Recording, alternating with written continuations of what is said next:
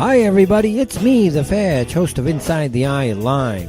Before the Sunday mainstream media political pundit talk shows, there is Inside the Eye Live, where we break down some of the weekly mainstream media talking points before the talking points even get aired.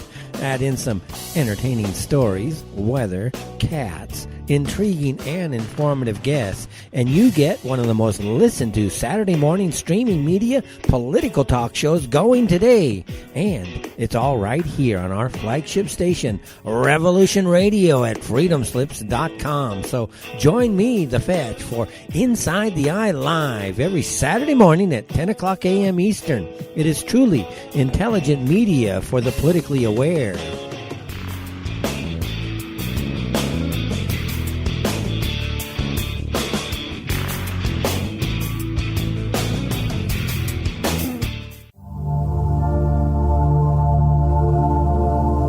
Welcome to Sacred Matrix, a divine paradigm of love and universal consciousness, with your host, Janet Kira Lessin and Dr. Sasha Lessin. Together, we transform the world. And now, here are your hosts, Janet Kira and Dr. Sasha Lessin.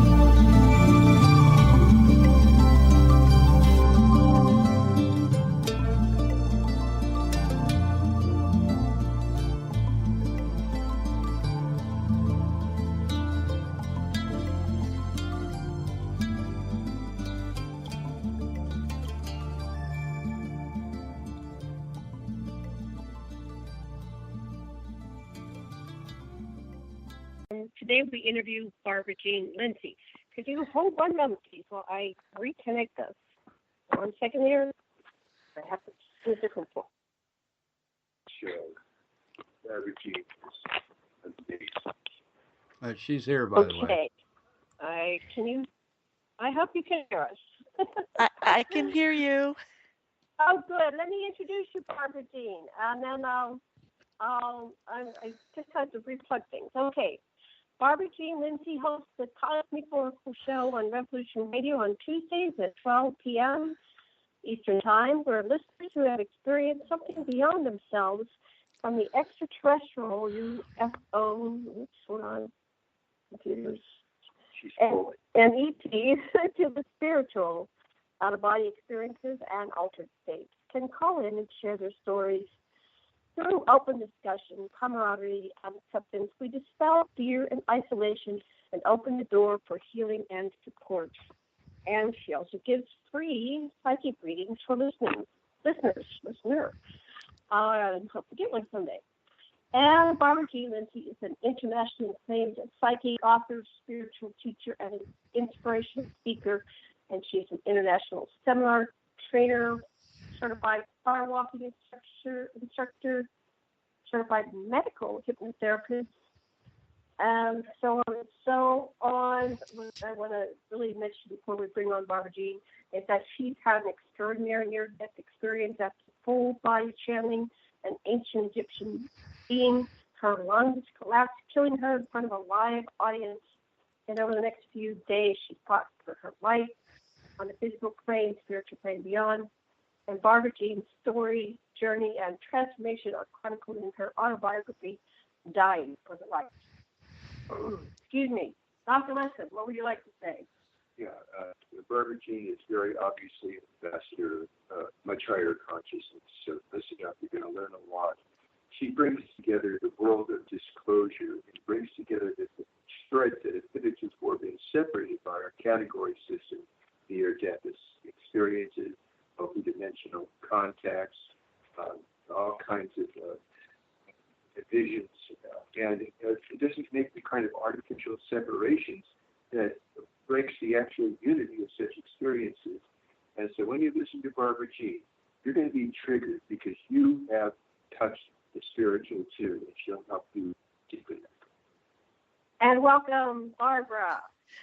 Thank you so much for having me. What an introduction there. Wow. Well, we want to give you due credit for all that you've accomplished. And if you'd really start with your experience, because that is so extraordinary. People can go step by step with you about this life-changing experience you had. Okay. In 1989, I was a single mom with 3 children. I was studying at a psychic school because I wanted more. The shopping wasn't getting it, and I was in the middle of a divorce at the time, so it was kind of a very tumultuous time for me, and a lot of changing going on. And that morning, I woke up. And there was like a white web around me. No one else could see it, but I could see it. And so I actually laid back down in bed and got back up again, hoping it would go away, but it didn't. And what this web did, it kind of kept me separate from my children when I was talking with them. It seemed like there was a little delay in time. And so I got them ready for school, and I called a friend of mine who was a psychic, studying to be a psychic as well at the school, and asked her to come kind of check me to make sure, kind of get some feedback, like what is going on here, because it just didn't feel right. And she came over and she said, yeah, there's something going on with your energetic field. She checked my auric field around my body, and she wasn't quite sure. So we took the kids to school and then decided we would go to our psychic school there downtown. And I'm sure that the director of the school would know what's going on, because they had probably come across everything at that point. They had been there for a number of years, and hundreds of students had been through the school before. So we went up to the Victorian house and opened the door and went inside and sat down. And when you sit down, you're supposed to be aware of your energy. They teach you how to be aware of your energetic field. And so the director came up to me right away and took me off to the side and said, basically, he kicked me out of the school and said that my energetic field was so out there and I needed to get it under control, and that I was messing up all of the neutral vibration of the school because they're testing things. So they kicked me out, and I'm thinking, and I needed help because there was something going on and I wasn't sure what it was. And I was, and then I tried not to get afraid. When you get kicked out, and that's kind of our last hope. And my friend and I, we didn't know what to do. And so she took me home, and thank God for my good friend. And she went and got my children from school, because I couldn't really couldn't really drive very well either. But that night there was a healing event at the psychic school. And so I had the kids all handled. And so then I went to the school to see if I could get a healing or something could help me, because it felt like I was out of time. I was out of sync. There was something going on, but I wasn't quite sure what it was. And so then I walked up to the building and I started having trouble breathing, and a stranger came and she was told that someone would need an inhaler that night, and she brought it, and it was for me. And so I took this is what happens when you hang out with a bunch of psychics too, Right. It truly is. And so they give me the inhaler, and I thought, usually if I have an inhaler, that usually takes care of my asthma, no problem, but not that night. So I walked into the building. There were about 35 to 50 women there, all getting ready for the night's event. The owner of the gallery was there, of the school was there, and she was going to be speaking about healing. And so as I walked up, the pain became so excruciating in my chest that I couldn't bear it. And so I passed out. And so what happens when I passed out is I was told by several women afterwards the story of what happened, because as the story unfolded with my body there with the women at the event, I as a spirit went somewhere else. So I guess we'll go with the part where my body is. They helped me sit back up. I guess sit back up in the chair, and they said I looked very ancient and very old, and I looked kind of green looking, and that and it said that it was I started talking with a male voice, and it said in this very scary voice, that commanded attention, that it was there to kill me. And I had information that couldn't be given at that time. And so then it collapsed both my lungs, and then they called the paramedics, and I was taken to the hospital and given, life to life, the resuscitation. And it took me a long time to be able to see that on the television, with them putting the paddles on someone's heart without me going, ah. Oh, So, wow. because it put a lot of electricity through my body. And so that's what did that happened. feel like? Afterwards, I don't remember feeling it at all, but afterwards, Okay. and still to this day, 27 years later, I have like a black mark that goes up my arm and then sprouts out like a tree across my heart, and that's from the electricity charges going through the body. And so, but I have no recollection of what happened to my body there at all. And so what I did is, when I couldn't bear the pain anymore, I was able to drop back down into the body for a moment. And I think it's because, in retrospect, I'm really strong-willed and stubborn, So I was able to, and it worked for me. I was able to just pull back and view from my eyes, just kind of scan all of the women and see them in fear, but the pain was too overwhelming, and so I had to pop back out again. So when I popped out this time, I went and became in this dark, liquid, undulating ocean of water, and it was warm and it was beautiful, and it had all this love.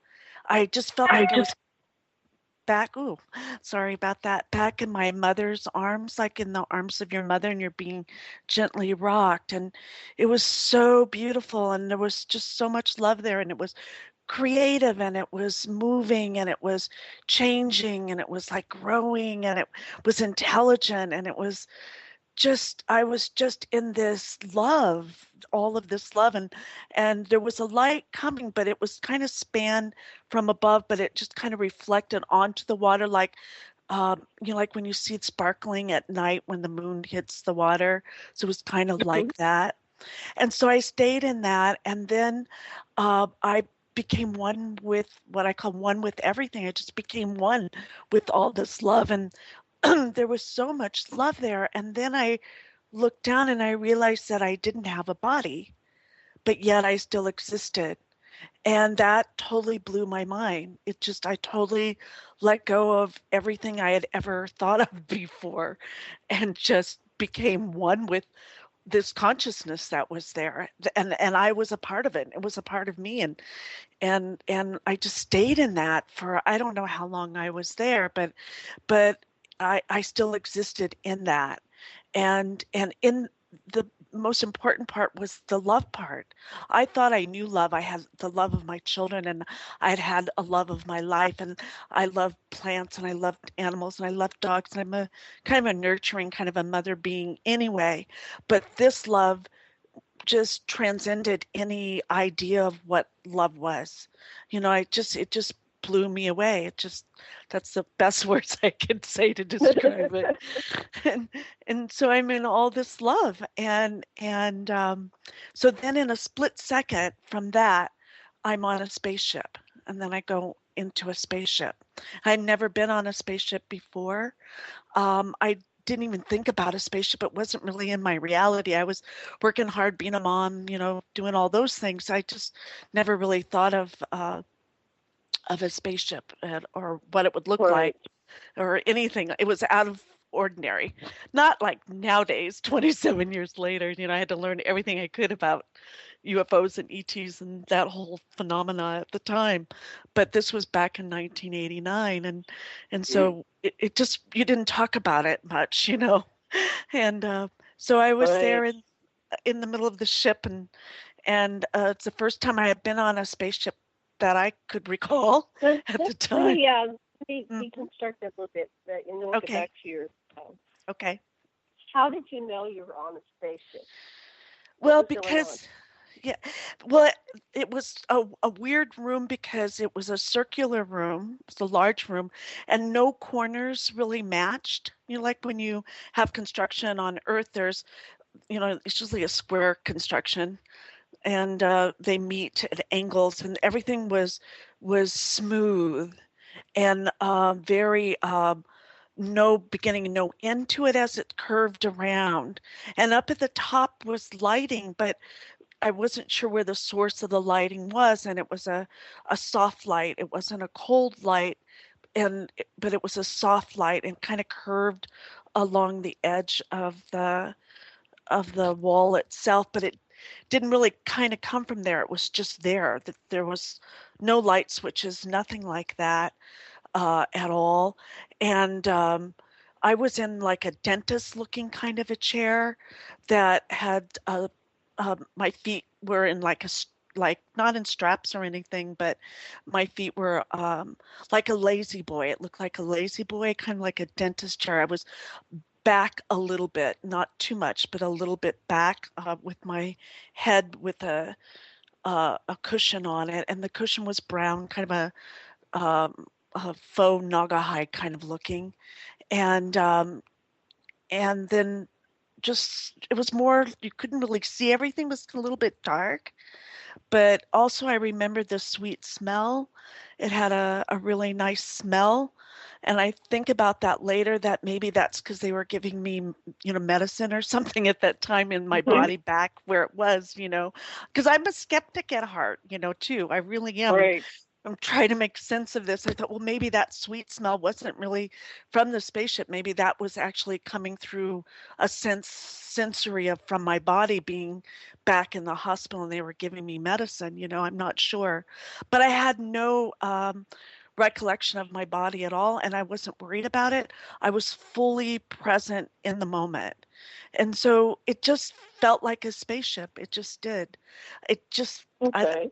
I'm sorry. I wish I could be better at describing it. But that's it's just perfect. That's perfect. I just, I've been on a ship as well, and it's like, how do you know you're on a ship? I think part of it is because you're in telepathic communication, and there's a part of you going, where am I? And the other part is describe, letting you know where you are, but it's not in words. It's just in kind of like concepts or, like the thoughts you have before words. Yeah. And I felt alone. I felt alone there just for the second, but the second I felt alone is when the being came towards me, and he was tall, big square shoulders, wore a white robe. Then for sure I knew it was on a spaceship, right? Because this is a being that I don't know, at all. And he had a big white hood, but I could never see his face. It was totally black. But I wasn't afraid when he came towards me, kind of like floated towards me, but like he was on roller skates, but I know he wasn't. But I never saw his feet. What made you think he was male? Pardon?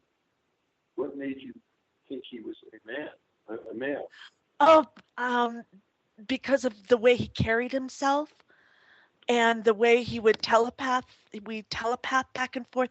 He had the way he carried himself mainly. He had the big square shoulders, and he just felt more masculine to me. He carried more of a masculine feeling to me, and he said that his name, I just called him the Guardian.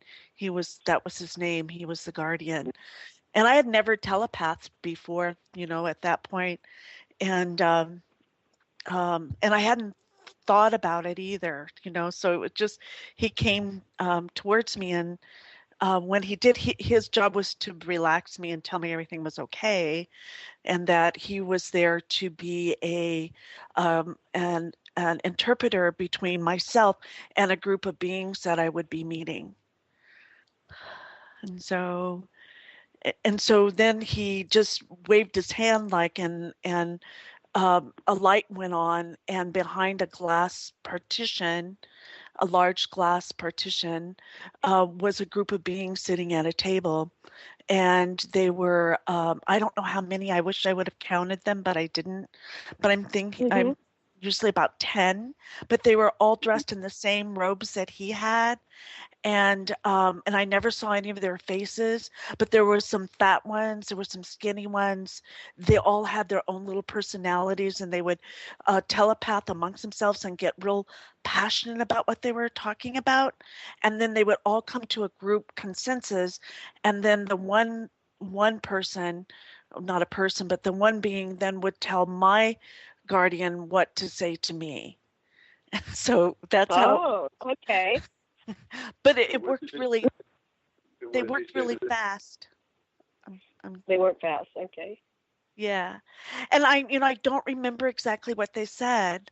I really don't. But I felt like I was in a zoo, and they were watching me. And I remember sometimes their faces would be really close up against the glass, and then the other times it would be like they were all sitting calmly. So it would be just a split second. It would come and go back. But what they showed me were experiences, and they were to tell me that this is the experience they wanted me to have. That is in retrospect. At the time, I didn't know. And then they, to the right, a screen came, a large screen, and I focused on the screen. And it's like a large, like if you go to a regular theater, an indoor theater screen, that large of a screen, was the size of the screen. It was round. And then the Mother Earth, the image of the, first the star system and then the Mother Earth. And I didn't really get a good look at the real star system, but it came close to me, and then it came very close, and it was in a holographic form. And then I started with becoming and having a relationship with Earth.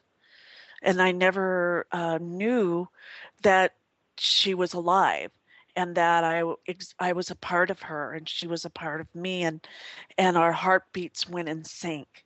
And so I had this whole experience with the Mother Earth, and that she was alive. And then after we had this experience, it felt kind of like a drum beat later when I had experiences with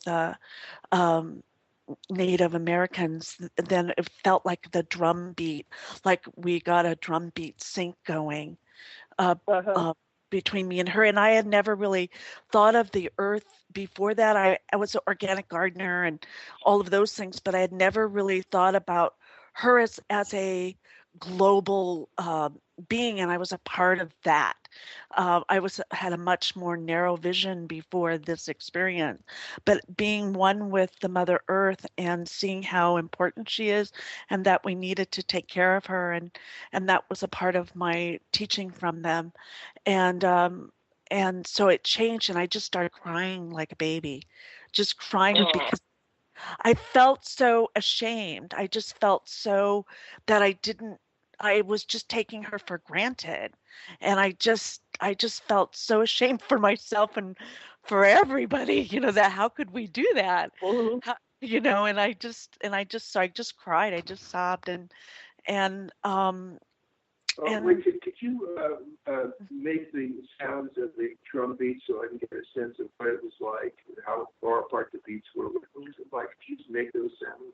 Yeah, it was like a dum, dum, dum, dum, dum, dum, dum, dum, dum. Thank you.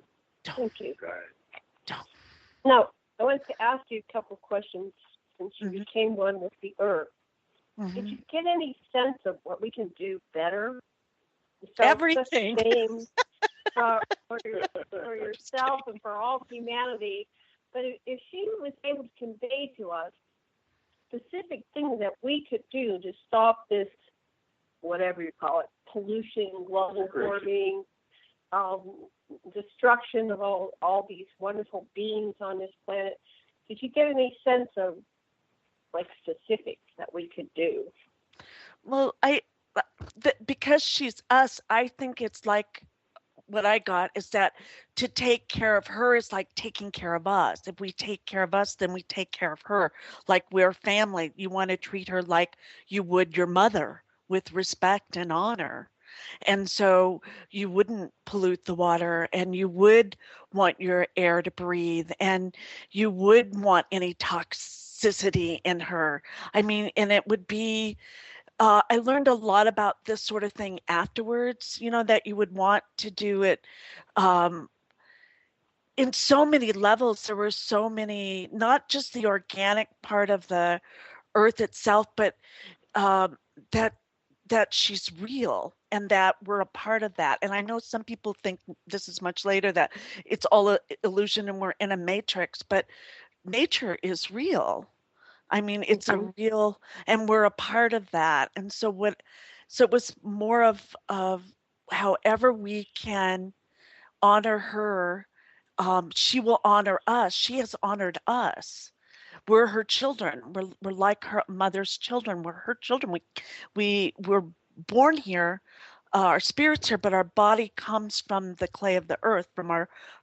So we have a direct line, a lineage that's an earth lineage because of our body, right? And so, I mean, if you're from a different planet, then you probably have a different genetic makeup that works for that ecological system of that planet, right? So, but right now, I'm having that experience in a body that comes made perfectly to work with the Mother Earth, and so we work together, and we have to work together, and it's the whole thing. Not only. Mm-hmm. Let me ask you a question, and Sasha. I just wanted to. We both want to ask a question at the same time. Since we are part of Mother Earth and connected to her directly, and yet we can't seem to control the entire continuum and everybody in it, what can we do individually to honor the Earth? Does that have an effect? If we only do ourselves and what we can do, does that even matter? It does matter. I believe that what we do is a microcosm. What we do was our part. I mean, like sometimes I'll cry for like 2 or 3 days because of all of the pain and suffering of the planet, right? And you'll feel that in your body. And sometimes we get so busy, we're just not in tune with it. But if you really start to be in tune with her and be in touch with her, she is in every breath. You'll see her in the movement of the trees, and she'll speak to you in the rocks. I mean, she'll speak to you in the animals. I mean, so she's there. I would think through the industrial age, after that, it just kind of changed things, and the greed came in, and the control came in, and we have so much power. There's so many of us. We have power in numbers. So it's the organization of those numbers. And I don't want to do it in a preachy way or a judgy way or every way, but if you take time to just maybe meditate with the earth herself, she will talk to you, and she'll tell you what to do for her. If you ask her, she'll just tell you what, and so you can do that for yourself, how you live your life personally, and then you can then link up and make it a bigger movement, and then a bigger movement. And I think I said this last time, it's like with the stop the Dakota Access Pipeline, where the Native Americans all came together, and now it's a global movement because it was a peaceful movement, and so things are starting to change. That catalysts will work together. It'll move, and if you just take one thing that upsets you, there's so many to choose from, right? Right. If you just take one and just stay with that one for a while, and then the next one and the next one. One of the things I did is for 15 years I worked empowering women, and I felt that they needed that, and so I worked with that. That was one of the things that I did, to help with the earth and have them get a feeling of the mother and the nurturer, and there's a men's movement of them also having a relationship with the mother and with the earth, and it can be really beautiful. And I don't say that in a way out there woo-woo way, but it can be real, and we can carry it. we can carry this wisdom with us. And Sasha has a quick question. Did you have sure. a question for me? I didn't have a quick question. I'm back on the ship with you where you're crying when you realize how Earth has not been honored. So what happens next in terms of... Okay, we're going back to the ship. Okay. You're So crying. I'm on the ship and I'm crying, and I fell in love with Mother Earth. I fell in love with her, and she was always there. I just needed to take a moment to realign with her, and so that was done. So then in a split second, I go out of the spaceship through the roof with my guardian on the left. He didn't take my hand or anything. We just flew. He just starts to move and I move with him. I sync up with him and move. He's a little bit ahead of me on the left, and we go right through the ship.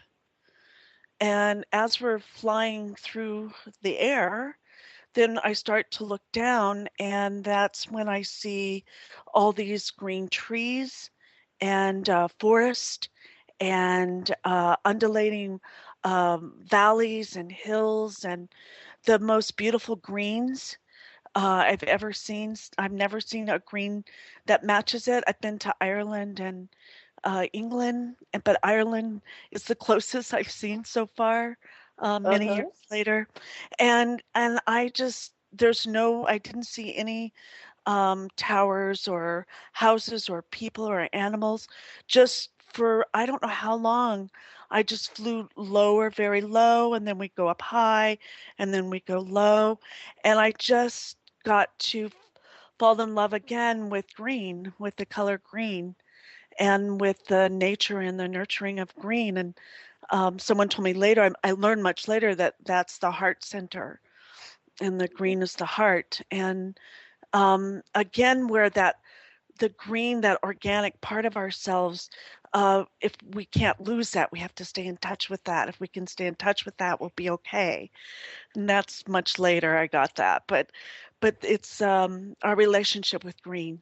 And I don't know if it was the earth. I have no idea. I have a feeling it was, but I never saw anything that would signify what planet it was. And so I stayed with green until my heart just burst open. It just kind of burst open. My heart just, the love was again beyond anything I had ever experienced. And so that was my sensation with green. I know at this point. I've had a similar experience. Like I call it like swimming in love. It feels like you're totally inside of love. And it's all around you and in you. It just permeates you, and you are it, and it is you. Yeah. I have people say, "Hey, I wish I would have had some of what you were having," but or something like that. Yeah. So you had the green experience, and the colors are not quite. So to me, when you say it's not quite like anything here on Earth, that would indicate you're in some other different, maybe planet or even a dimension.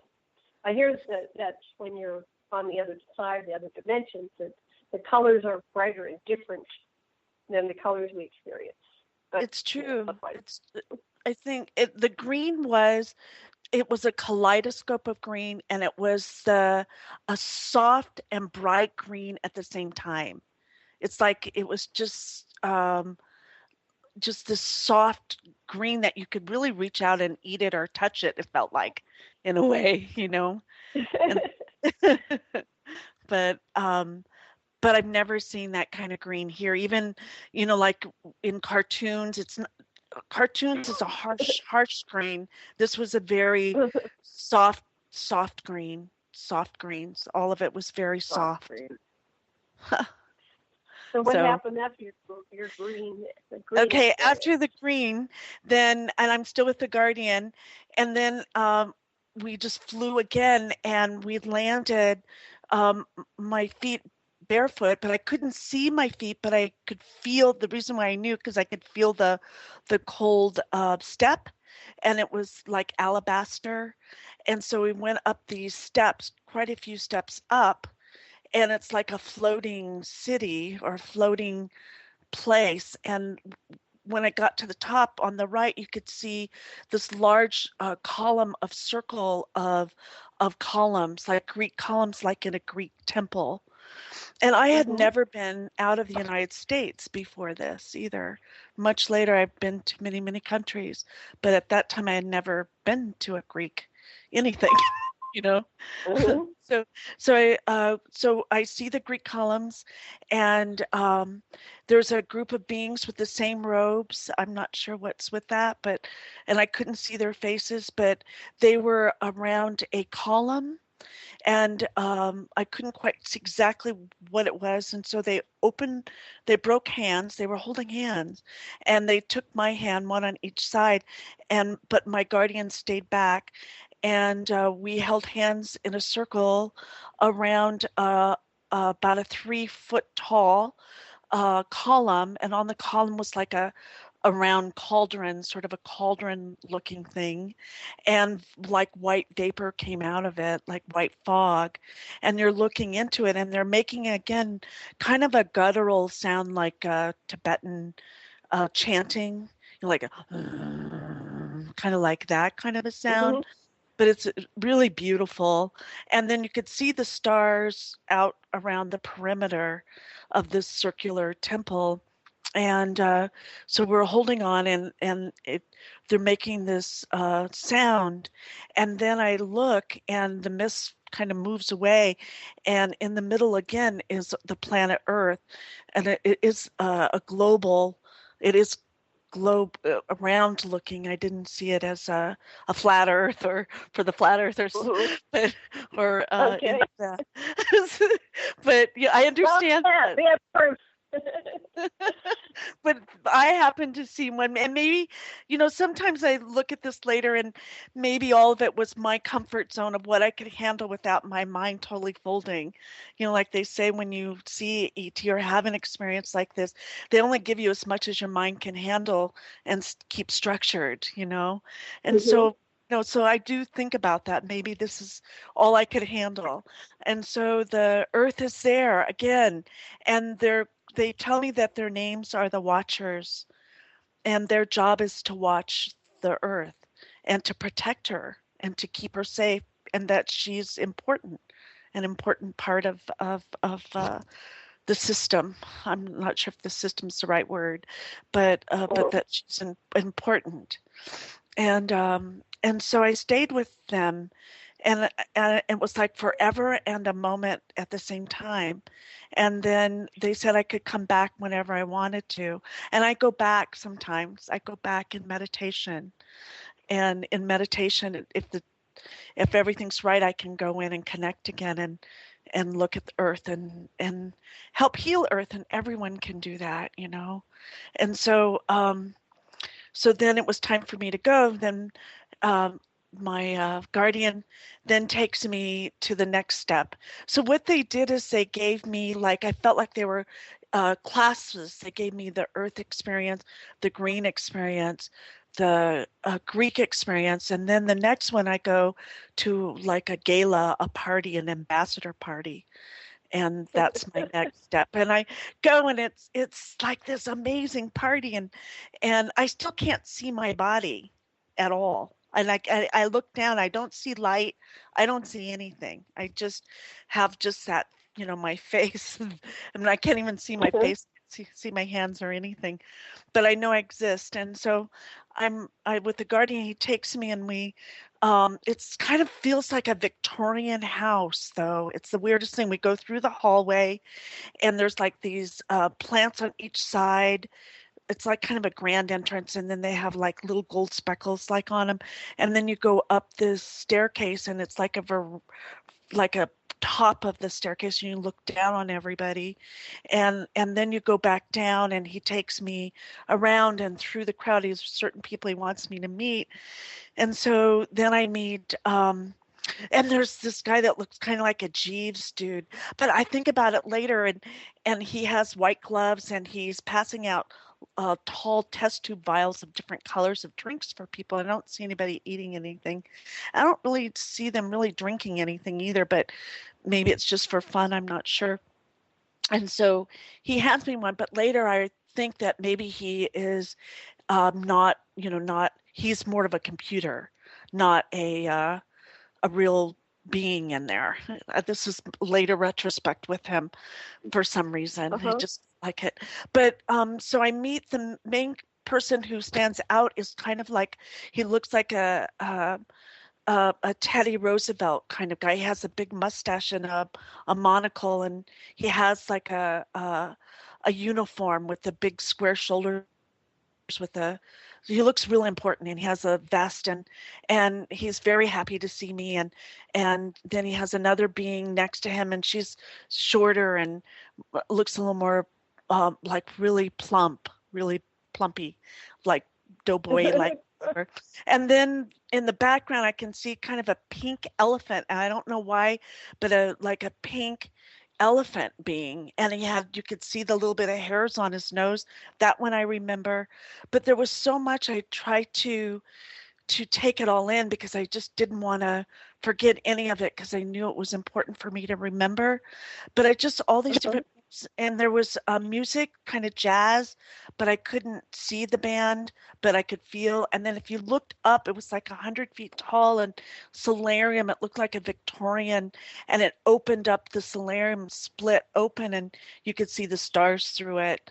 And it was just really beautiful. And everyone was mostly telepathing, but there was speaking as well. People were actually talking, and it looked like the badge thing that they wore would help them communicate with whatever country or whatever system they were from, would help them communicate. Wow. So that's, and I did have one of them tell me that they really like my smile, and I can't see it at all. So that was kind of the gala. I wish I could remember more. And sometimes little specks come back, but it's been 27 years, and it's like yesterday. It's like forever in my memory. Like I could just pick it up, and it was like yesterday. Well, you have a lot of detail, so it certainly made a very deep impression on you. 27 years later, and you have great details. You got to write this screenplay. They told me it was real important for me to remember it and to not take away anything and not to add anything.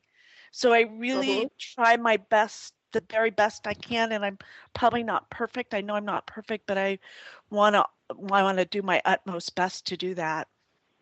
So then we're almost finished. We're the gala part. I don't know if you want to go to the next scene or. Yeah, let's go. Okay, and so from this scene, he says it's time for me to go, and I really don't want to go, because this one I'm really having a good time, because I actually get to talk with people and telepath, and I know that they were talking to me, a couple of them, like they would, like if you're going to a historic society, and they want to do the custom to make you feel comfortable. So I knew they were doing that, but everyone was very gracious and very eloquent and beautiful. And so then it was time for me to go. The Guardian gives me the look, although I can't see past his, his black face at all, the blackness, total darkness in his hood, but he's telepath, it's very strong. So then from there we go up, out, and then I'm swirling up then I twirl like a swirling dervish around and around and up like a spiral position. And then we're just standing there in space, like this dark space. And then all of a sudden I see these women start coming towards me, and they're like beautiful Waterhouse. This is the best description the Waterhouse paintings. They're like, they have these beautiful orange robes, and one has a lapis blue and one has a turquoise, and they're puff sleeves and look very kind of Renaissance-y looking, and the beautiful hair, red hair, and some have blonde hair, and some are very forward and want to touch me, and the other ones are a little bit more shy and stay in the background. They don't telepath anything really, but they do to later, and they make a siren sound like like a mermaid sound, if you heard a mermaid, and it's this real high kind of melodious pitch sounds, like underwater, almost like they're all underwater, like mermaids in a way. And so they tell me they want to help me find my voice. And I said, well, I could never find my voice because it's not going to even come near what the beauty of their voices were. And so they start laughing, and they're like little kids at the same time, very innocent like. And so then they start having fun with me. They start teasing me, and so you can do it. And then basically you can't go until you do this, because I'll hurt their feelings if I don't do it. And so they start. They have a little fan, and they kind of put it on my throat, and so a sound comes out, but my sound is very deep compared to what theirs are. But it was my sound, and it's not a guttural sound, but it's not a tenor voice, but it's an alto voice for sure. So it's just I have a lower voice, and so I made my voice, and I found it, and I did this with women, working with women later, with helping them find their voice. And when they find it, it's the most beautiful thing, because it just opens up everything. Boom, boom, boom, boom, boom, And so that's what happened with me. I just lit up like a Christmas tree there, and everyone was really happy. And then it was time for me to go. Here comes the guardian. He's doing his job. And so the next thing I know then is we are in a hospital setting floating up above the top of the room, and I see my best friend Cindy, who went with me to the psychic school. Again, she's sitting in a chair, cross-legged in lotus position in meditation. And I go, what is she doing in the hospital? Who is that person? And there's a person in the bed, and she has dark hair, and I'm thinking, oh, who is that person? And then I looked down again, and I didn't recognize it. And then I thought, oh my God, that's me laying down there. That's me. That is me. And I didn't freak out.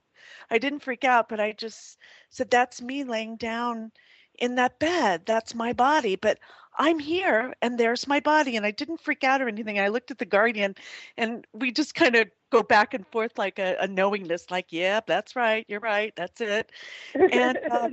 And so he goes, well, I go, so it's time for me to go back in. And he goes, yeah, it's time for you to go back in to your body. And I go, wait a minute. If I'm going to go back down into that body, I'm going to need some help. So can you give me something? And can you give me a get out of jail free card, or a special tool, or can't you give me anything? And he goes, Barbara, if you need anything, just bring in the white light. That's all you need. No matter what kind of trouble, no matter where you find yourself, just bring in the white light. And I looked at him, and I thought, that's all after everything I've been through, and I'm going to go back down into that world and in that body, and all you're going to give me is white light. And I threw a fit. I threw a tantrum. Like a little 10-year-old, I just stomped my foot and puffed out my chest, and I threw a fit. And I just said, I'm not going. I can't do that. And if that's all you're going to give me, that's not fair. And then he wasn't fighting fair, shall we say. He showed me my 3 children. And they got me in the heart, and I go, oh yeah, I got to go back. My kids are waiting for me. And in just that moment, that transference of knowledge there. And so then as I start to go back into the body, then he said to me, he goes, wait a minute, come here. I need one more thing. And I go, okay. So I go back up, and we're floating on top of the room. And he says, there is a mission if you'd like it. And I said, sure, what is it? Without even asking. And he says, would you like to be an ambassador? And I said, yeah, I'd love to be an ambassador. And as I'm floating down into the body, and I look back and I go, well, what's an ambassador? And he's gone, and I never saw him again. And then I go to acclimate back down into the body. And as I go down into the body, there's a layer of density to the body. And so I had to it's like trying on a new skin dressing, where you have to fill up every part of the body with your lightness of being, that part of you that's you that exists. And so you just kind of try it all on. And I just started, you could kind of feel it. And so then you get all filled up and with your white light, your beingness part. And I made sure it was everything, like there wasn't a speck left that wasn't me in the body. And then I sat up and I took a breath, and there's a little tube in my mouth, I think, or something. And I pull it and I go, I'm starving. I want nachos. Those are my first words coming out of my mouth. So I want nachos. and That's so my great. fix was like 3 days. I'd been there like 2.5 days, I think it was. And I have all my medical records. And yeah, they were, I mean, my parents were there, everyone was there because they thought for sure if I come back, they weren't sure how much of me would come back. And that they were all prepared for the worst. So they were kind of upset. I wasn't. Well, that's great. What did your friend say who was sitting there in Lotus? Was she the first one to see you? Hello? Oh. It's showing her still here. Okay. Barbara, if you can hear us, make sure you're off mute. Anyway. It just went to mute. There I am. I'm sorry. Do you hear me now? So, now we can. So your friend that was sitting in Lotus, what did she say when you said I want nachos? She jumped up out of her chair. She kept saying, oh my God, you're still alive. And then she looks at me, she goes, and you can talk and everything. She goes, oh my God. And she was like crying and this whole thing. And then she smacked me. She goes, you're like a friend would, on the shoulder. She goes, you gave everybody, you scared the heck out of everybody. She goes, oh my God. And she's just like jumping up and down and stuff. So, and then then all the nurses came and everybody came and the doctors and the whole thing, So, and I was there for 10 days under therapy. Wow. So, yeah. Was there any damage to your body? Yeah, was there any damage? No damage at all. No damage at all. Absolutely. Except for, and I don't think this is fair sometimes, I still have asthma, and that's not right. You could have fixed it while I was out. Don't you think so? They should have fixed it. I'm sorry, what? You said you had a burn mark from the electricity going from the power? Yeah, from the shock, yeah. You still have a burn from the shock, from the electroshock, to restart your heart. Yeah, I still have that. Yeah. But I mean, I was just talking and I wanted nachos, and finally 3 days later, a friend snuck some in for me because they had me on a diet. I couldn't eat anything, and it tasted really bad. And I think, after you have an experience like that, your senses are all turned on. My senses were over. They were like, and then all my psychic abilities were way turned on. I could feel everybody. I could feel everything. It was just like out of control. I had to learn how to acclimate back into the body in a new way of being, actually. Wow.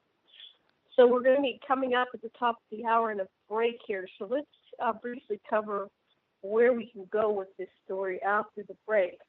So this was a fascinating experience. Have you ever gone back?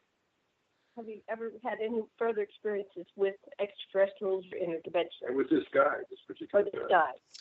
I had an experience with this guide, actually a few guides when I was in 6th grade, before I went to speak in front of an audience there. And I could tell that when we get back, I guess. I don't think we have time yet. But they showed up. Yeah. And then I've had lots of experiences. In fact, in Hawaii on the Big Island, with a spaceship with a whole group of beings, friends that I had just met, fishermen, down in South Point. Oh, Yeah. this is a group experience. So we're going to cover the group experience after the break. And then you said you met these same guys when you were in grade with them, the guys? In 6th grade, when I was asked to do some public speaking, and I didn't want to do it. So these guys you had known before, so when you had this experience. And I didn't put it together till later. And then they also showed up when I was doing being able to be a part of a sweat lodge ceremony. And on the 3rd round of the sweat, we all came out and were baptized in the water. And my Indian chief, his wife, saw the beings there standing on the mountain looking down. And she said they looked really happy as I was dunked under the water and came back up again. And she described them exactly the way I described them. So they're there. Okay, so we're going to leave it until after the break. We will be back in about 5 minutes.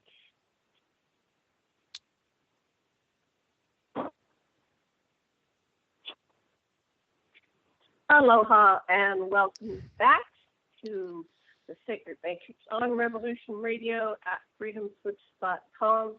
And I'm your host, Janet Lessin. And my co-host is Dr. Sasha Lessin, and we are interviewing contacting experiencer Barbara Jean Lindsey. She has a fascinating story.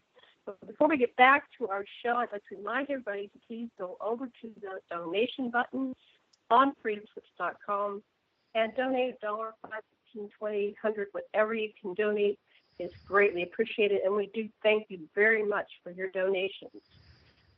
So, Matt, Thomas, any specials this week?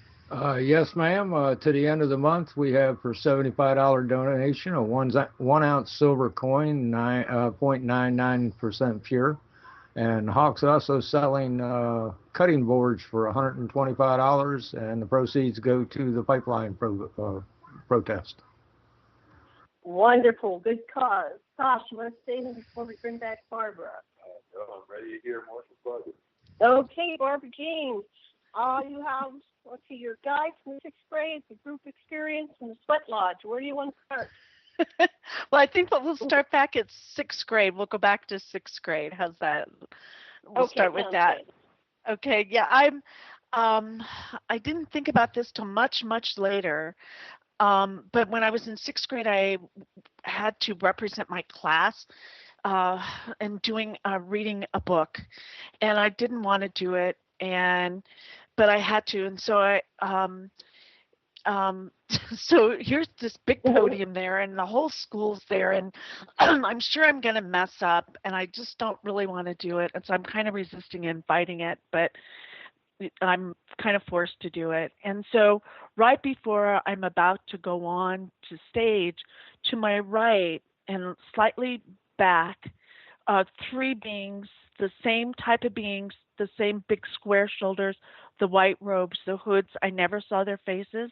I did see their hands, and I did see that in the spaceship, kind of a Leonardo da Vinci kind of hands, beautiful hands. But I didn't see any feet or anything. The robes were there. And what they told me, they said, one day in the future, would you like to talk to thousands of people and inspire them and give them hope? And I said, oh, and I said, sure, I'll do that. And they go, oh, and one other thing, it's most important. And I said, okay, what? And they said, you won't get paid for it. and I said to them, I go, well, my family's really poor, and I really need to get paid to do that. And they the 3 of them, they thought it was really funny. They started laughing. A 12-year-old would challenge them, right? I'll do that, but I need to get paid for it. And so they just left it at that. And then they were gone. And so then I went on stage, and I won that, and so I had to go and represent my school at this other speech contest, and then I won there, and sort of, so it just kind of kept going. And so I do talk to people, and I've spent most of my time never getting paid for it. When I had my healing center and I did a lot of things, I never charged anything for it. And I do have the most joy and happiness from doing that, and so I don't know when that'll happen with thousands like they were talking, but maybe it'll happen, maybe it won't. I don't know. Maybe you're doing it now. Maybe I'm doing it now. Yeah, and I was thinking maybe on my show, like on Freedom Slips, we don't get paid for that either, right?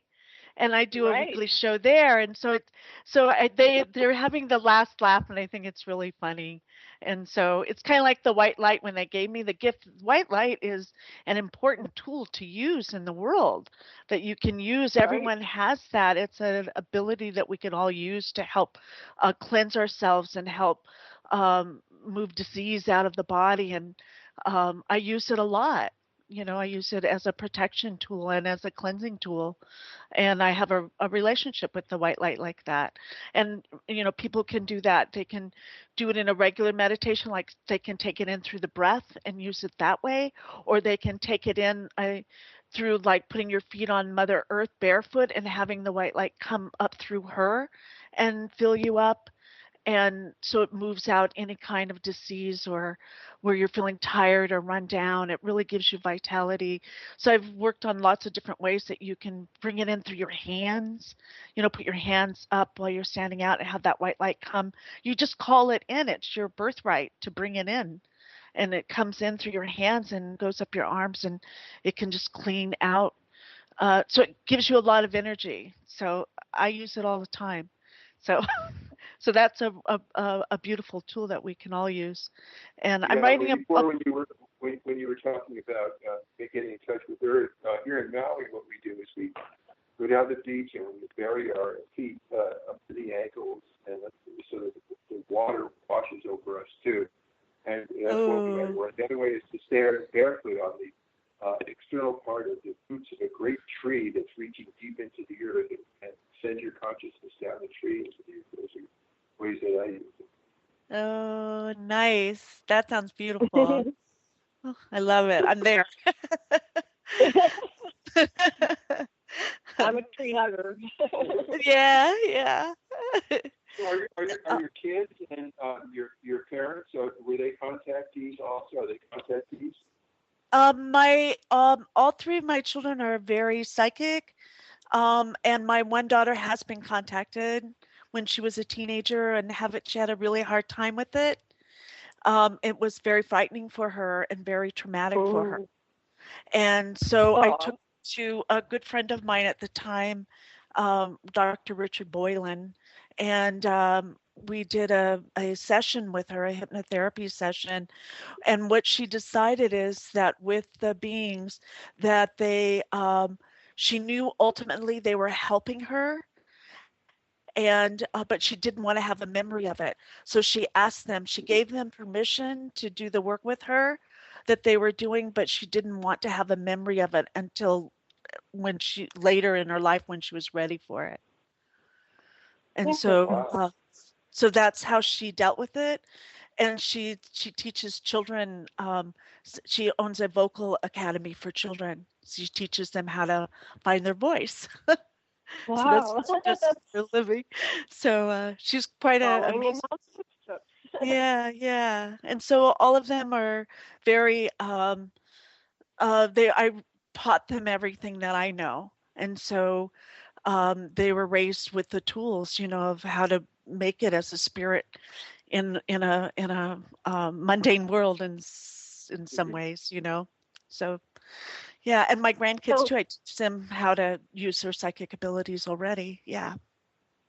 Wonderful. So all that you've learned is coming into play. So is that the last part of that sixth grade experience, and are you ready to go on to the group experience?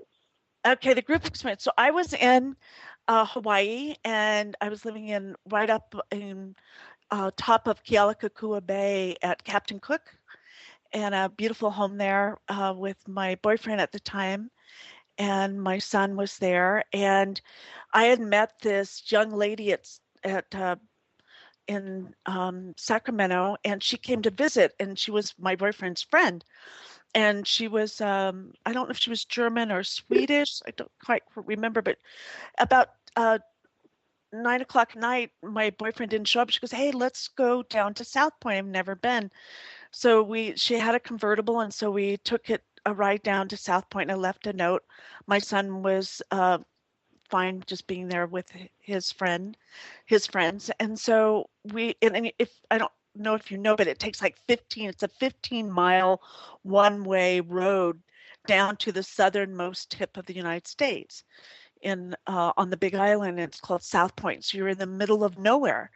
And as you're getting towards the end of the cliff, there's these big old windmills there. There was only one that was working. So we go to the end of the cliff, and there's a whole bunch of the locals there. The one I remember seeing Jimmy, and they were having their beers, and they were fishing over these huge cliffs, like 100 feet drop cliffs, right in this bay there. And it looked a lot like Ireland. It was very green. It was at that point there was a lot of green there. And so they started catching fish when we got there, and they had not caught anything all day. And so they didn't want us to leave. They didn't want us to leave because they said we were their luck, right? And so they go, and so they offer some beer, and I don't drink, but they, just to be nice, so we sat there, we started talking with them. And so it was about 2 o'clock in the morning then. And we really kept trying to go, but they kept catching fish. And then all of a sudden, if you're looking over the cliff, if you take a whipped cream can of whipped cream and you shake it up and you blow you let the whipped cream go, it looks like those kinds of clouds just came out of nowhere. These whipped cream, really thick clouds just started coming over us from a distance from the bay. And as they started coming over us, I could see the ship, and we all pointed up to the ship. And you could see it looked metal, and to the left was an opening in a circle like a silver dollar. And then to the right was like a 50-cent piece, then a quarter, and then a nickel and a dime. So it went 5 stages smaller, but in a straight line, in a straight horizontal line. And it comes at us really, really fast over us. And then that's all I remember. The next thing, when we are all standing there and no one says anything, and there's this real kind of a eeriness around all of us, and no one spoke for I don't know how long, right? And we're all in kind of shock.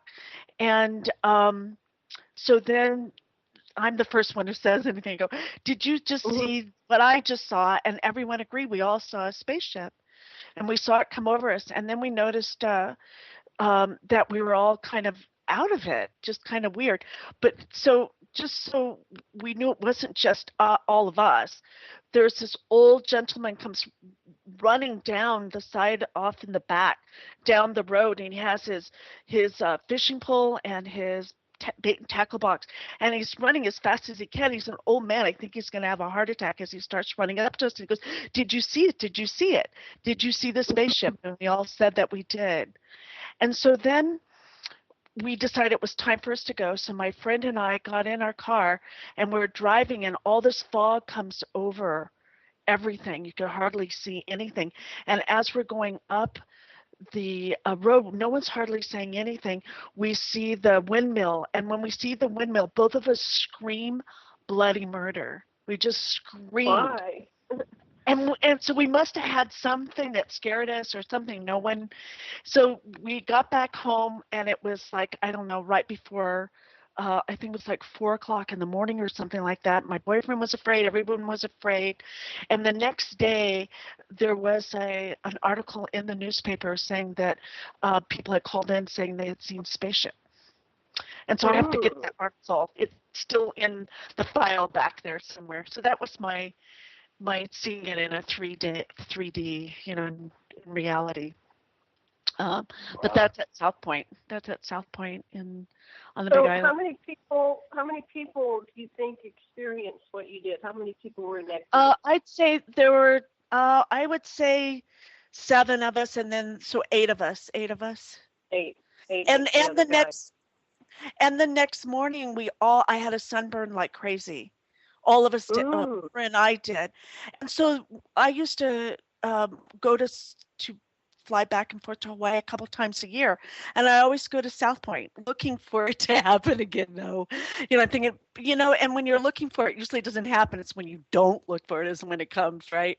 So we get there, and there's a heiau there, and there's a older gentleman there, and me being me, I just get out of the car. How are you? Hey, have you seen any ships lately? Right? And he goes, well, a few months ago, I was out here by myself. It was late in the middle of the night, and I swear there was a ship from like the 15th century, like an old Spanish ship, and it was a ghost ship he saw, and it scared him. And he said he's never told anyone about it, but he said it came and he showed the same exact spot where the spaceship had come from. So maybe it's a time portal there or something, I didn't put that together till later, but when you say ships, I thought of spaceships, and he thought of his ship. So that was yeah. Yeah. So, Barbara, if you would just in your mind's eye see that spaceship that you saw with the fisher folk, and then identify with it as though you could personify it and speak to Barbara Jean as that ship, what would you like to tell her? What are you communicating to the spaceship? Oh, to the spaceship itself? Be the spaceship and talk to Barbara Jean. Oh, be the spaceship and talk to Barbara Jean. Well, that you're not alone. You're never alone. And this is fun. Let me really be in it. That we're watching over you. And we can do this together. And they select certain people.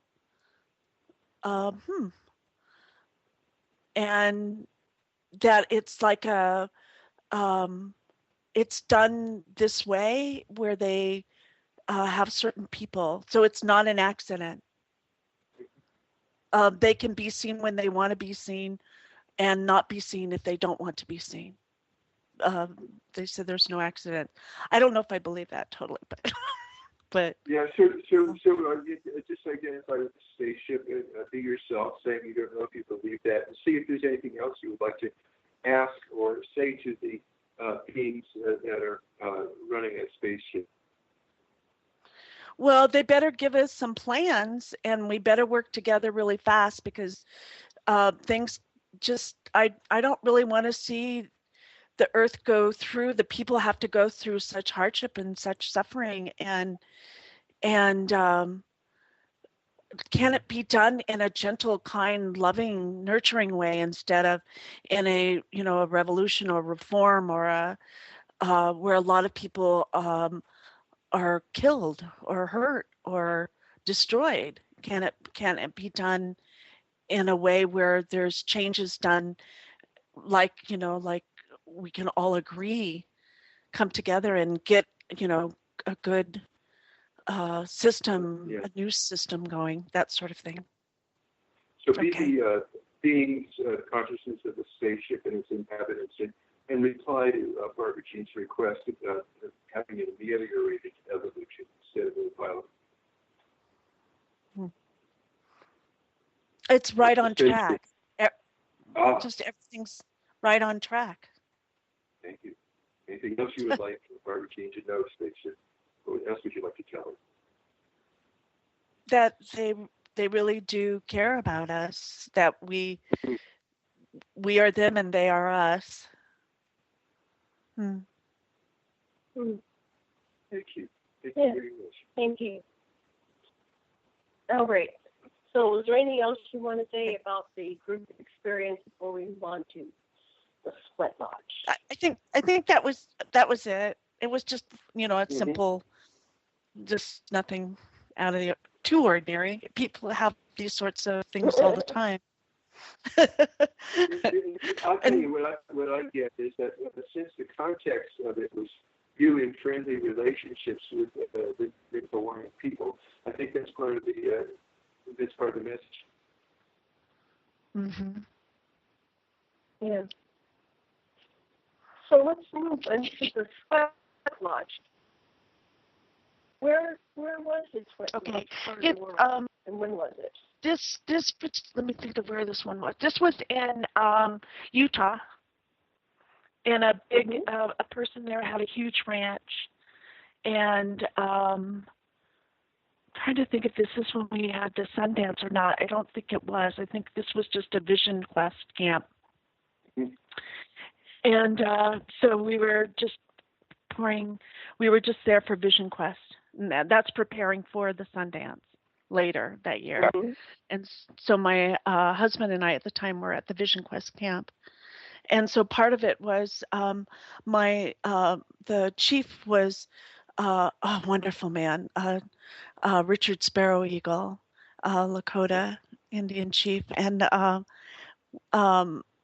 so it was you do 4 rounds of healing, and so this was the 3rd round, and they bring in the stones and you do prayers and singing, and then you open the flap and all the negative energy goes out.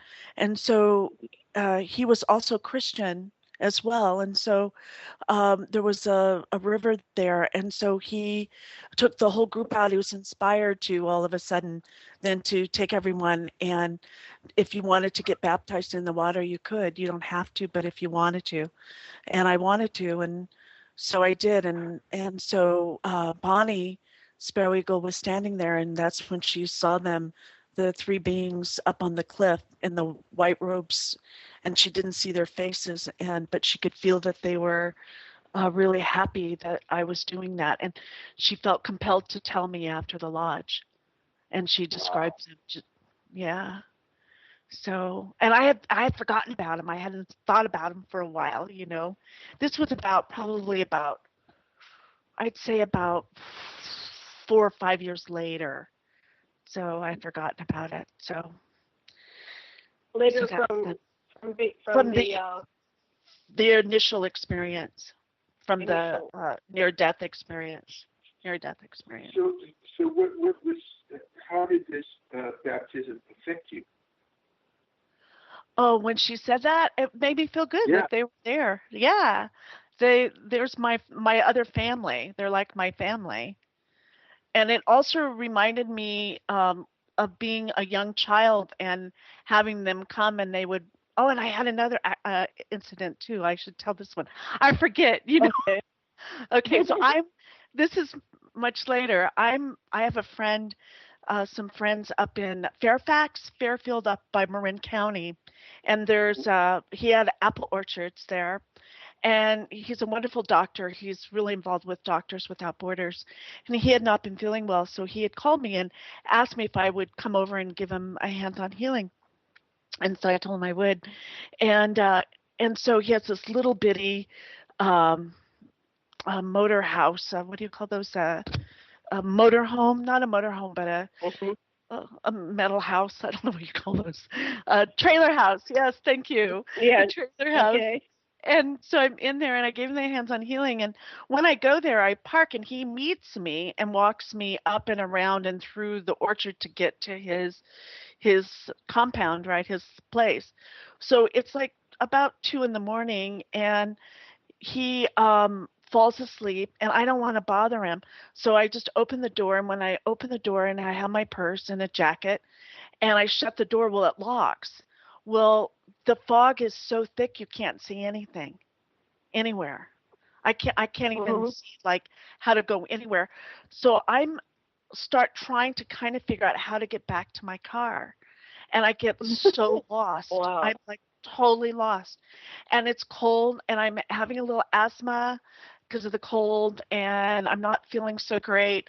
And then I see this light on at this house I never knew was there. I knocked on the door and asked the person if if they could help me, call somebody, or could they help walk me down to the car?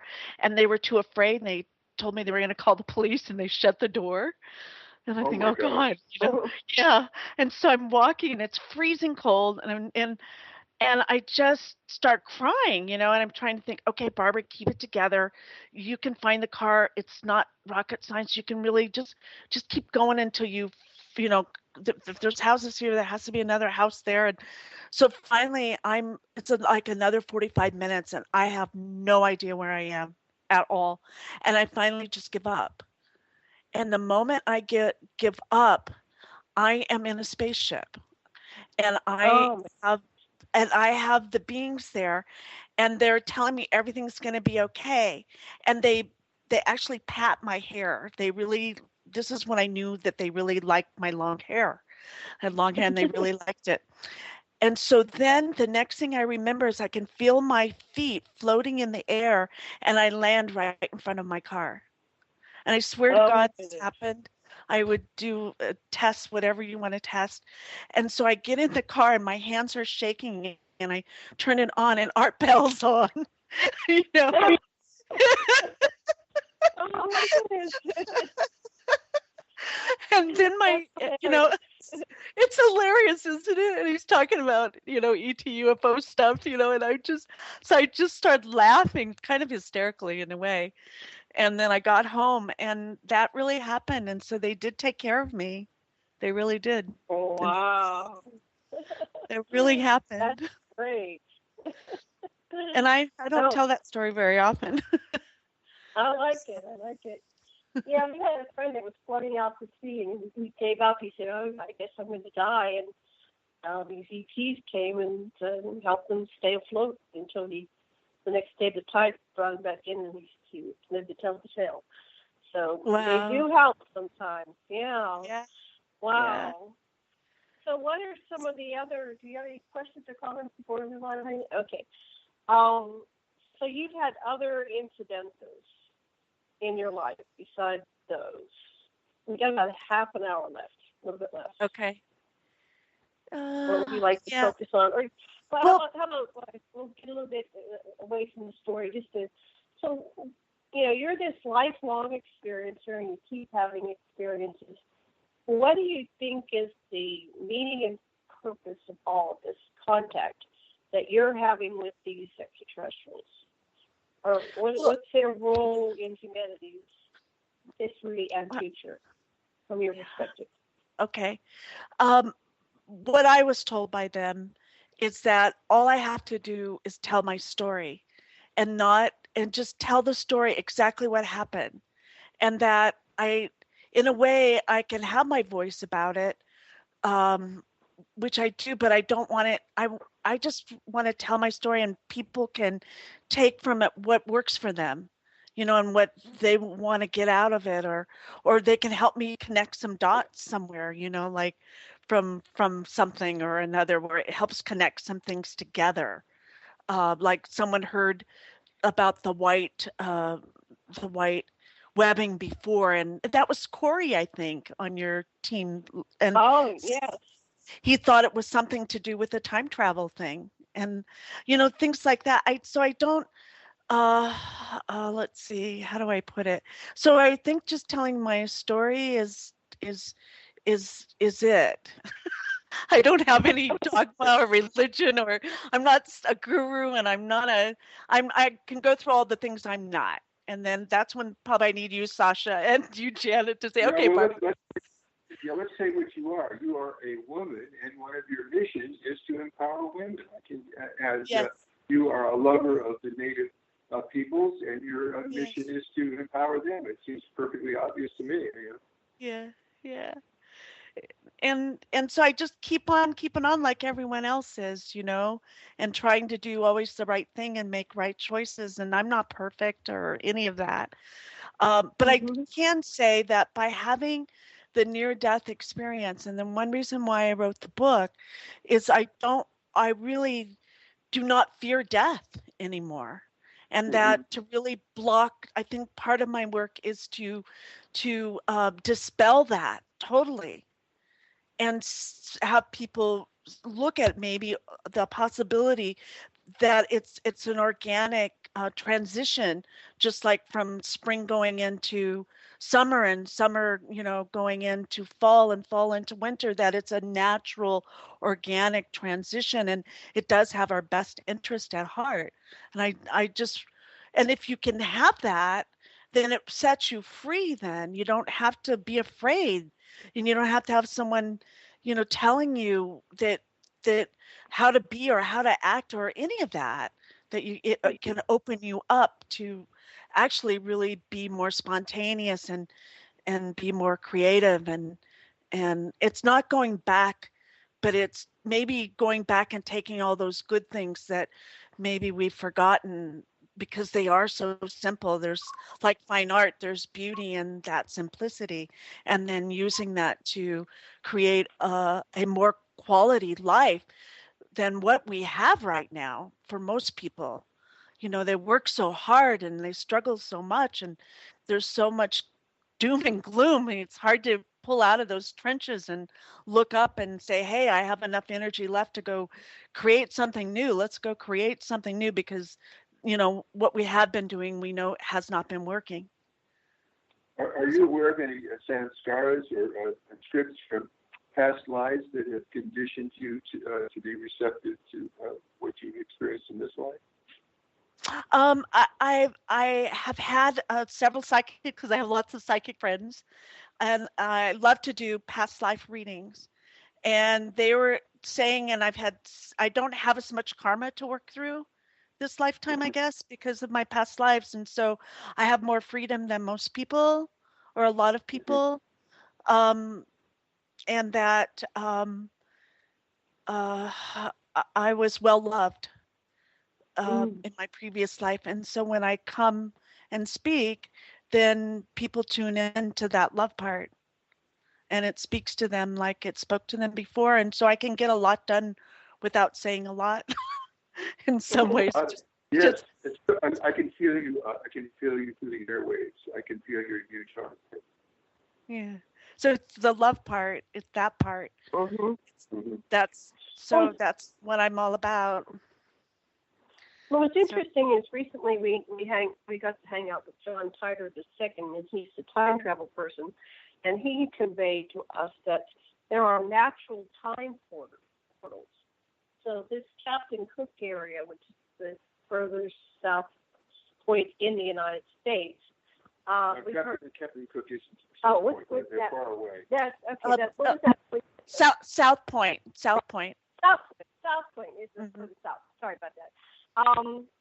I've heard people talk about ships coming up out of the ocean, and when you said ship, the gentleman got an ancient ship from the 15th century, another century. So perhaps that is like an interdimensional time portal, because to go interdimensional is to go through time, apparently. And that was important that you made that connection, that guy, it wasn't just UFOs, that it is some kind of very special portal, and that you were drawn to go down there at that time and be there at that time with the Native Hawaiians who were fishing, and then they wanted you to stay because you were their good luck symbol. Yeah. So I think that was very important episode there. I wouldn't. There's probably more to that, which you will. Yeah. Now that we've suggested this, you are going to remember more about what happened, because you have the whole thing about, not just seeing the ship, maybe perhaps being on the ship, or what happened there. It will reveal itself to you in your dreams tonight. Yeah, maybe. Oh, that would be awesome. That would be awesome. And I was thinking, I don't know how much time. I just thought of another thing that happened too. I just remembered it. Okay. So I'm with my friend in one of my favorite places, Sedona. And I'm with a friend of mine, and it's at the Enchantment Resort. It's a beautiful, beautiful resort. And so my friend is really upset because she tells me, I feel like I've already told you this. That happens a lot with me. But it's about 10 o'clock at night. We hop in her Jeep and we go driving to a part of the Enchantment Resort. Well, it's a the part that we drive to is a tennis court. And I asked her, I go, what are we doing at these tennis courts? And she said, it's an old Native American burial ground, and they put these tennis courts on top of it. And so she says, we have to pray about this and talk about it and heal them and tell them that, that we're really sorry. And she got it in her meditation that she needed to do that. So I'm with her. And so we sit there and we start meditating, and all of a sudden, around us comes a group of natives, and they're kind of dancing and they're kind of moving around us. And you can see a lot of them are missing their teeth, and they're smiling and they're there with us. But as they kind of fade away, because it's more on interdimensional, you can't actually physically see them, but it's both on the inner dimensions, you can feel them and see them. And so then off to the right, I see up on the cliff a string of white lights, one in front of the other, one white light in front of the other, in front of the other, in front of the other, coming down off the mountain. And I'm thinking it's the state police going to give me a ticket because I was parking in the wrong place, and I'm getting mad. I think it's 10 o'clock at night, and they're going to come do that. And I'm just, I go off a little bit. And so as they start to come, I notice it's not the police. And then as they start to come closer to my friend and I notice they're floating off the ground, and they're about 3 feet tall, and you can kind of see through them, and they have large eyes. And then that's all I remember. The next thing I remember is we're in front of her Jeep with the door. I'm on one side with the door open, and she's on the other side with the door open. And so again, we don't really say anything. We just get in the car. We don't say anything, and we drive back to our room, and we're sitting in our room. We're eating everything that we can find. We're drinking gallons of water while we're standing there. And it's like 3 a.m. or 4 a.m, and we don't say anything to each other. We both go to our rooms. We both go to sleep. And the next morning, we just get in the car and we drive back, and we start talking about what had happened and trying to figure out what really came down. So then we didn't talk about it ever again. And I don't know how long it was, maybe 2 years later, I'm in Marin at a wonderful bookstore there, and I walking down the travel section, and a red book kind of gets my attention. I pull it out, and it's about Sedona, and I go into the book, and I open it up, and there is a section about Sedona, about the guardians of the mountains, describing exactly what I saw, and they're called the Kakakas. And so that happened. And so it always helps when you have someone else, say they had that experience too, because I always still question. After all of this, you would think I wouldn't question it anymore, but I always do. I always, that still that skeptic part of me wants to, come out and challenge it. So. Yeah, I've heard very similar things about the Sedona area. Some of my informants about the Hopi Way have said that during the time of the Noah's floods in 1500 BCE, that the little people took the ancestors of the Hopi and put them up in the Sedona area, in an area that was all fenced up, so they couldn't leave it until the waters subsided. It was very wet in that area in those days, as the Arctic ice cap was, the Greenland ice cap was melting too. And their first job was to go out and find survivors and gather them together. And then the small people, the Zetas, took them to the Hopi to their current places near the Four Corners. But what you're saying is certainly consistent with the stories that the Hopi tell. That's beautiful. That's really beautiful. Huh. Yeah, I was just kind of like, I was minding my own business, just trying to help out. That's great. So, yeah. So you're over in Paris or somewhere in France. I'm in the south of France right now, getting to see some beautiful land and country here. I want to go to Rennes Chateau with the Mother Mary Magdalene mine. I want to do that before I leave, but I'll be coming back October 30th back to the States. I'll be living in the LA area for a while. Oh, So, wonderful. We'll have to meet up. yeah. To get through there frequently. Yeah. Oh, yeah, for sure. And then I've been kind of a hermit here, and I think it was set up this way for me to just have some real hermit space. I finished my book while I was here, and I'm working on 2 other books right now. And one's on meditation, and I just want to give it away. It's the white light meditation, how to use that in all those different forms. And I want to keep it simple, and then the other one I'm writing on the goddess Sekhmet. So that's what I've been doing. Could you give us a little, so everyone that can get in a comfortable position if you're driving a car, pull over, and maybe we can get Barbara G to give us a white light meditation right now. Oh, you want me to do that now? Is that what you're saying? Please. Yeah. Oh, okay. Okay. All right. Let's see. I think my favorite one would be then, because I'm sitting in a chair, if we could sit in a chair and put our feet on the ground and then our hands on our knees, on our laps, real comfortable. And then we'll first make a invocation that I would like to bring forth the white light to help me in, how about in healing the planet? Huh? Okay, sounds that great. Would be good? Okay, Yeah. and that sound good? Healing the planet, giving her back, just giving back to the Mother Earth. So that'll be so any of the listeners want to come along with us, that would be great. So it always helps to make an invocation. There's power in words that are spoken. And so then we'll have that. And so what we'll do then is, I'd like to just take out your hands and put them out by your side. And then we're just going to start calling the white light to you. And, I've done this with my eyes closed, but also I like to do it with my eyes open, because you'll start just by feeling it in your hands, it'll start to come towards you. And you can see it with your eyes if you just take a moment and take a breath and relax into it and just you can say a mantra in your mind, I'm calling forth the white light.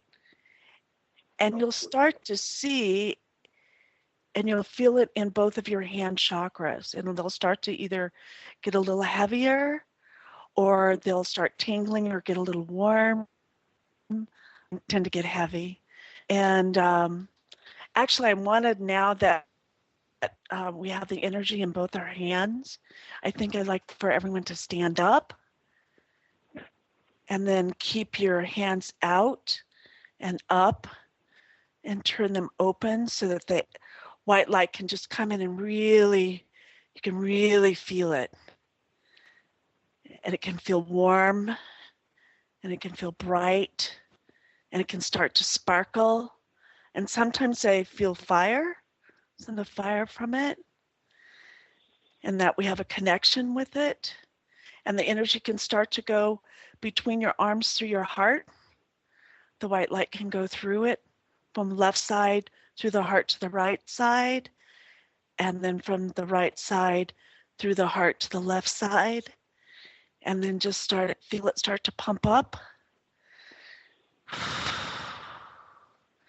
Okay, and then just take that white light now and start to bring your hands up over your head, and you'll see a big ball will start to appear, a bright white shining light.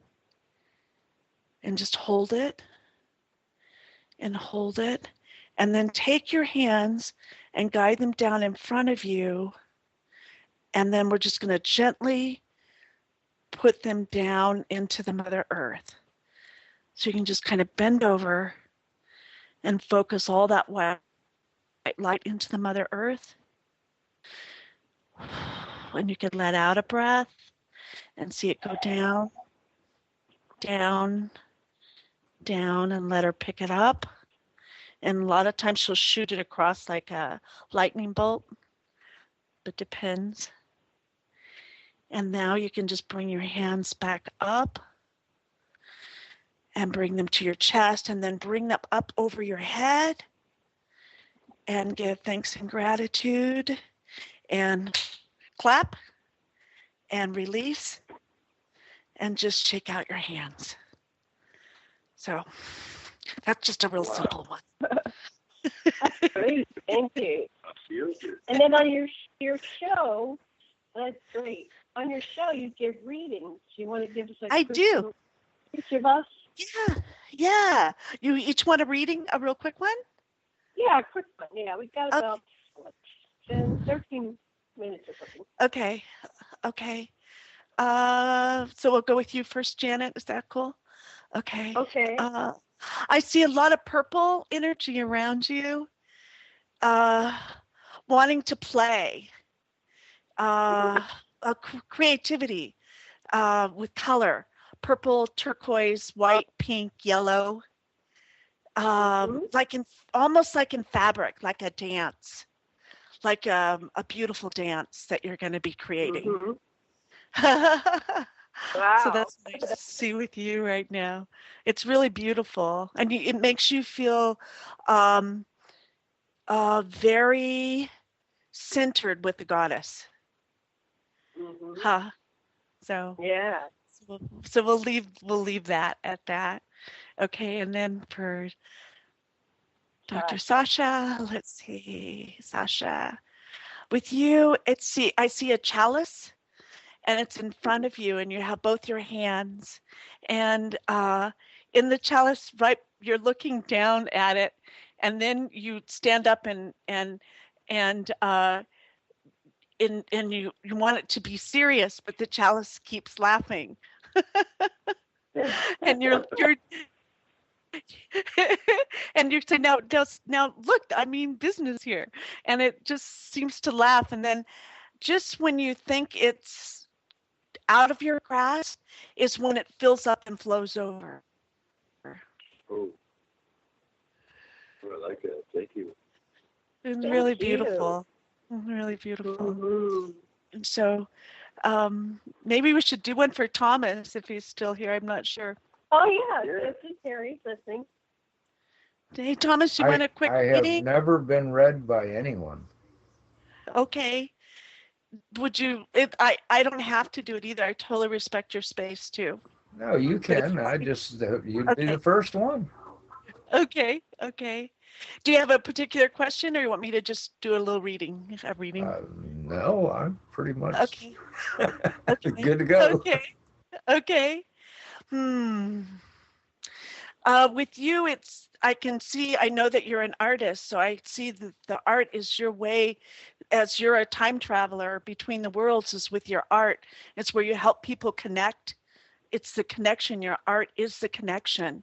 For people that see their art, they're able to expand beyond themselves, something that they normally would never conceive of. And so by you doing your art is really a calling card for people to wake up. I wouldn't doubt that a bit. It's what I think I'm here for. Yeah. You're doing you're doing a really good job. And what's cool about it is that it's from your heart to their heart. And so they can pick it up. It's beyond words, and it's beyond this realm. And so it goes much faster, and the communication is much stronger.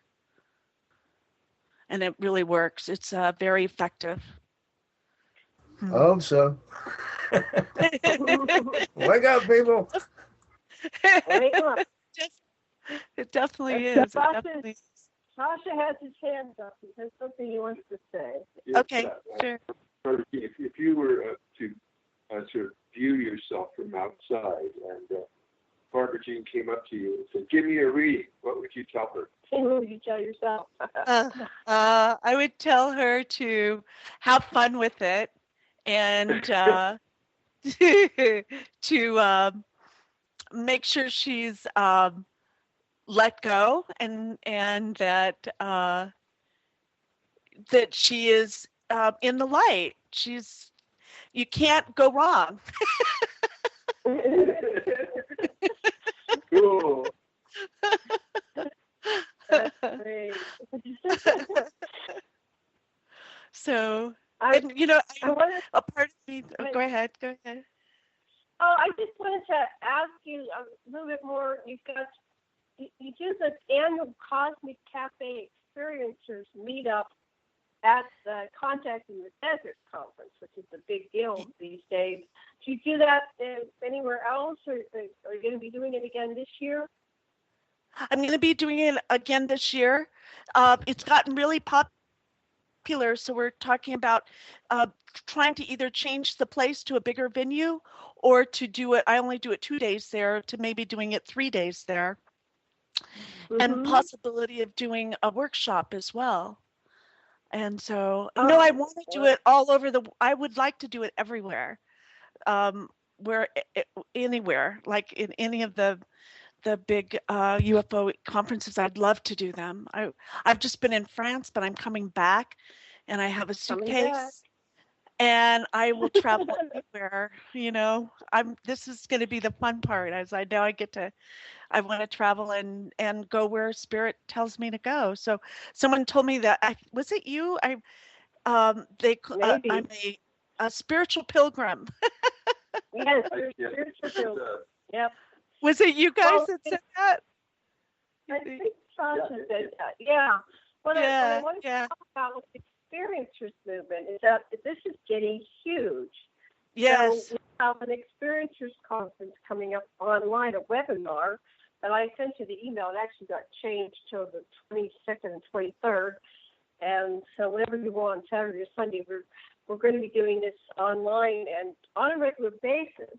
And also, we were just in LA at Avalon TV, and they're going to do experiencers TV show. And then most of the large conferences, or even some of the smaller ones, do have these experiencer groups at the conferences. In fact, on October 1st at the Eyeball Theater is Experiencers Day. It's a day for everybody to come out of the closet. If you're an experiencer of anything, out of the box, like ET contact, or even contact with ghosts, or any kind of paranormal, out of the ordinary experience, we're encouraging you to. What do we encourage you to do on the first? It's come out of the closet. Tell somebody that you didn't tell before. Tell your story. Tell your story, just like Barbara Jean. So tell us, how did you get involved with doing this experiencer group? What's your motivation? Being an experiencer? When I first, I had no one to tell my story. This was in 1989, and it was I wanted to tell someone, and I wanted to tell someone, and that they could really hear what I was saying. And so the first person I heard that from was Rich Boylan. I had a Fire Walking booth at the Evolving Times Expo in Sacramento, and he comes running by my booth, and I was saging there, and I staged him right before I went on stage, and I didn't know who it was, and I ended up hearing him talk, and he had a meetup at his house. So I went. We're getting a lot of feedback somehow or another there. Is there any way you can fix that, Thomas? No, it's at her end. Okay. Is That better? Yeah. Okay. So we have the ETs that invaded Barbara Jean's connection. So it's not working, is it? Yeah. Can you drop the call right back? Sure. Okay, call. We have a few minutes. Okay. While we're doing this, just realize that when somebody else is telling their story, if you're empathetic at all, it can be your story too. You can feel the resonances within you. That's how you get beyond your skin encapsulated self-sense. If you let other people's stories enter into your psyche and realize that you're having an attenuated experience like the one they're describing, and it's actually resonating with real experiences that you had. Because the separation between us is spurious. It's not really real. We really are all the fractile of each of us as in every other person. So you can always feel other people by feeling the part of you that's like them. And so that's the great advantage of listening to everybody tell their story and telling yours. So, Thomas, did you get her back? Yeah, I think I'm back. Oh, there you are. Now Yay! you're like 10 people talking Yay! at once. And it's important, like you were saying, to tell your story. Just to tell your story. That's all you have to do.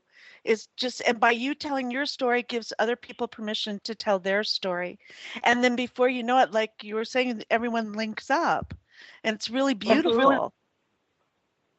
And I think that's disclosure. When we all start telling our story, we suffer from pluralistic ignorance, and we, say one thing, profess another. We hide our stories because we're afraid of shame and blame and criticism.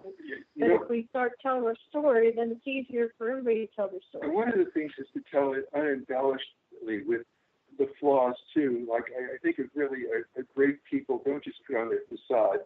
I think of Robert Kennedy, when he's saying, I was wrong, not pushing civil rights the way I should have. But now I'm through being a mouse. I'm through not going all the way. I'm going to be president of the United States, and I'm going to bring justice to this. And so that's Robert Kennedy.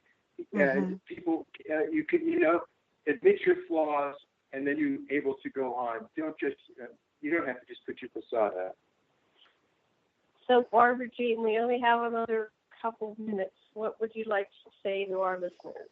Well, thank you for listening to my stories, and I hope this resonates with you somehow, and you can start telling your story, and you can come on my show and come on anybody's show here on Revolution Radio. They would let you tell your story, I'm sure. And we need you to tell it. We need you to tell your story, because that way the fear's dispelled forever. And we get to open up this whole new relationship that's waiting for us to discover. Do you have a website, Barbara? I do. It's BarbaraJeanLindsey.com, and that's Lindsey. BarbaraJeanLindsey.com. Yeah. And what is this Esoteric University? I have EsotericUniversity.com. I've had it for a while now. And we have a classes coming up in October. I don't talk about it too much, but I do it.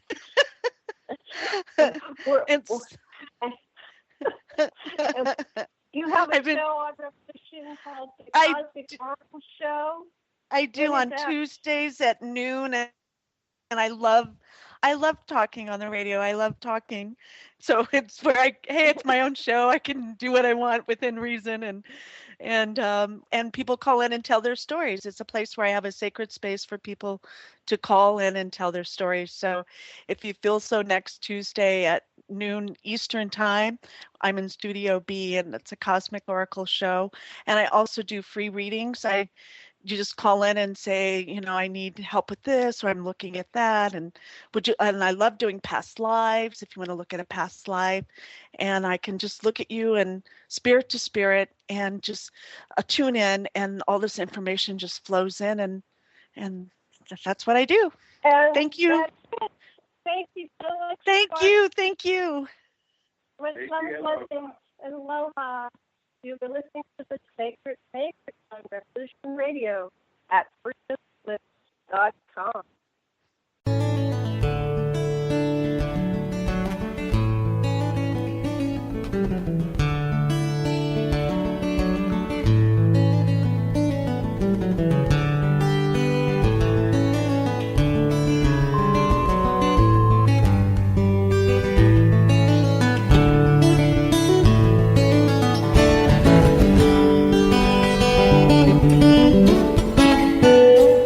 Revolution Radio at freedomslips.com, and we'll be right back after this message.